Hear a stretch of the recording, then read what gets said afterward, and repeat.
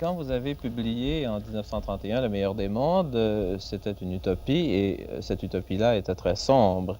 On vous a sûrement dit que vous étiez un pessimiste, un prophète pessimiste. Est-ce que vous l'êtes encore? Mais malheureusement, dans le meilleur des mondes, j'ai parlé de ce monde futur, mais dans un avenir assez reculé. Je l'ai reculé à 5 ou 6 siècles. Mais la chose assez inquiétante, c'est que en 30 ans, en moins de 30 ans, un assez grand nombre de ces prévisions se sont réalisées et que on voit que le progrès, disons le progrès entre guillemets, est beaucoup plus rapide qu'on ne pense et qu'il y a véritablement des dangers, que la technologie et l'organisation, la surorganisation tendent à créer mécaniquement, automatiquement, une espèce de nid de termites parmi les hommes.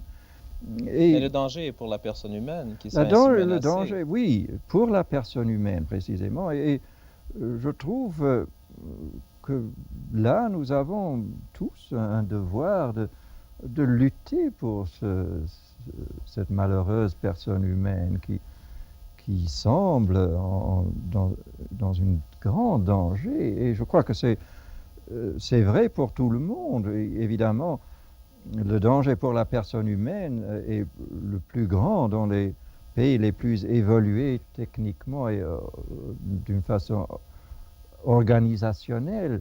Mais disons que les États-Unis sont en 15 ans en avance de l'Europe, mais que l'Europe va les attraper bien vite avec le développement qui se fait actuellement. Et ce n'est pas une question d'Amérique, c'est une question tout simplement de la civilisation technique, urbaine, industrielle qui nous pousse invinciblement en cette direction. Philosophiquement, vous êtes individualiste alors, Oui, mais par nécessité. par nécessité, mais après tout, même si on est non individualiste, si on s'intéresse à la société, mais quelle est la valeur d'une société composée d'individus nuls? C'est là le danger que nous pouvons faire avec une espèce de compresseur, éliminer les idiosyncrasies individuelles pour créer quoi? Une société peut-être stable, mais même ça, j'en doute, mais une société stable, mais complètement inintéressante et sans valeur. Après tout, les valeurs sont nécessairement dans l'individu.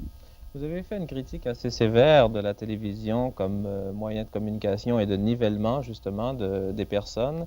Est-ce que vous croyez que ce moyen de communication contribue à baisser, disons, le niveau de liberté ou d'individualisme?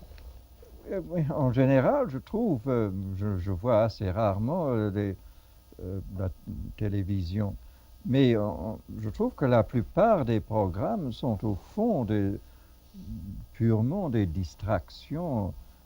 Ils, ils font que les gens ne font pas attention, ne fassent pas attention aux choses importantes, mais seulement à ces espèces de fictions assez idiotes.